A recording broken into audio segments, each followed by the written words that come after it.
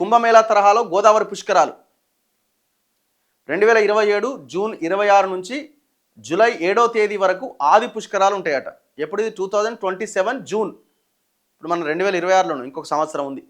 2028 July 13 నుంచి 24 వరకు అంత్య పుష్కరాల నిర్వహణట. అంటే ఇంకో సంవత్సరానికి 8 కోట్ల మంది తరలి వస్తారని అంచనా. ప్రముఖ ఆలయాలు అనుసంధానిస్తూ పుష్కరాలకు 96 ప్రాంతాలు ఎంపిక చేసిరట. తెలంగాణ బ్రాండ్ మార్మోగేలా పనులట. ఈ నెల చివరి నాటికి డిపిఆర్లు పూర్తి. సమావేశమైన పుష్కరాల క్యాబినెట్ సబ్ కమిటీ పాల్గొన్న మంత్రులట. ఇప్పటి నుంచే రెడీ అవుతున్నారు. ఎందుకంటే మరి జనం కోట్లాది మంది కదా, మరి ఆ రోజు ఆడ మునగకపోతే కథమే ప్రాణమే పోతుంది తెల్లారి. నేను మునగలేదు అనేది చచ్చిపోతారు చాలామంది, గుండెపోటు వచ్చి టెన్షన్కి. ఇప్పుడు ఆడికి పోయి మొత్తం ఆడ అందరు మునిగే నీళ్ళల్లో మనం మునిగితేనే మనం పవిత్రులం అవుతాం కదా. సో ఆ పాపాలన్నీ పోతే ఒకటే మునుగుడి కథం. ఎన్ని పాపాలు చేయి ఒక్క మునుగుడితో కథం అవుతుంది అన్నట్టు. సో ఈ గోదావరి పుష్కరాలు గవర్నమెంట్ది ఏముంది, జనాలు ఎక్కువ వస్తున్నప్పుడు మరి గవర్నమెంట్ ఏర్పాట్లు చేయాలి కదా. సో ఆ ఏర్పాట్ల మీద ఒక సబ్ కమిటీని కూడా ఏర్పాటు చేసిరట. సో దాదాపు ఒక 96 ప్లేసెస్కి ప్రజలకు వెళ్ళడానికి అవకాశం కల్పిస్తున్నారనమాట. ఆ 96 ప్లేసెస్లో మీరు ఏడికన్నా పోయి మునుగొచ్చు. గోదావరి తీరం వెంబడి 96 ప్లేసెస్.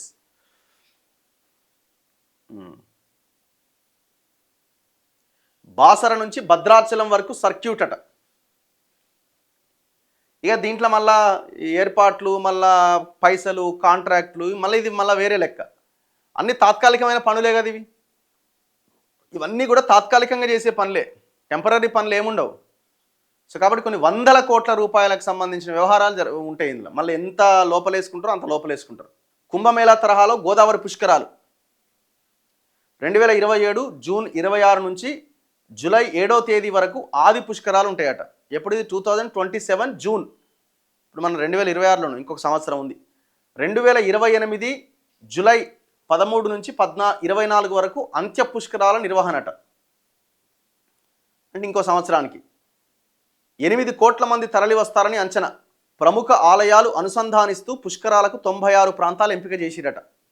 తెలంగాణ బ్రాండ్ మార్మోగేలా పనులట. ఈ నెల చివరి నాటికి డిపిఆర్లు పూర్తి. సమావేశమైన పుష్కరాల క్యాబినెట్ సబ్ కమిటీ పాల్గొన్న మంత్రులట. ఇప్పటి నుంచే రెడీ అవుతున్నారు. ఎందుకంటే మరి జనం కోట్లాది మంది కదా, మరి ఆ రోజు ఆడ మునగకపోతే కథమే ప్రాణమే పోతుంది తెల్లారి. నేను మునగలేదు అనేది చచ్చిపోతారు చాలామంది, గుండెపోటు వచ్చి టెన్షన్కి.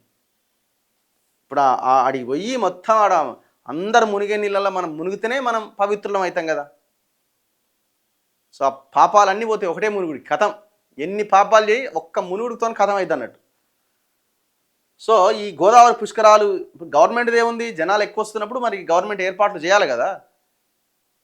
సో ఆ ఏర్పాట్ల మీద ఒక సబ్ కమిటీని కూడా ఏర్పాటు చేసిరట. సో దాదాపు ఒక 96 ప్లేసెస్కి ప్రజలకు వెళ్ళడానికి అవకాశం కల్పిస్తున్నారనమాట.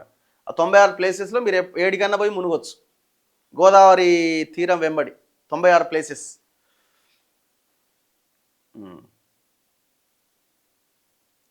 బాసర నుంచి భద్రాచలం వరకు సర్క్యూట్ అట.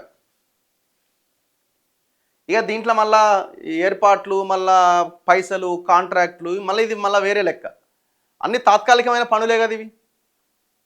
ఇవన్నీ కూడా తాత్కాలికంగా చేసే పనులే, టెంపరీ పనులు ఏముండవు. సో కాబట్టి కొన్ని వందల కోట్ల రూపాయలకు సంబంధించిన వ్యవహారాలు ఉంటాయి ఇందులో. మళ్ళీ ఎంత లోపలేసుకుంటారో అంత లోపలేసుకుంటారు.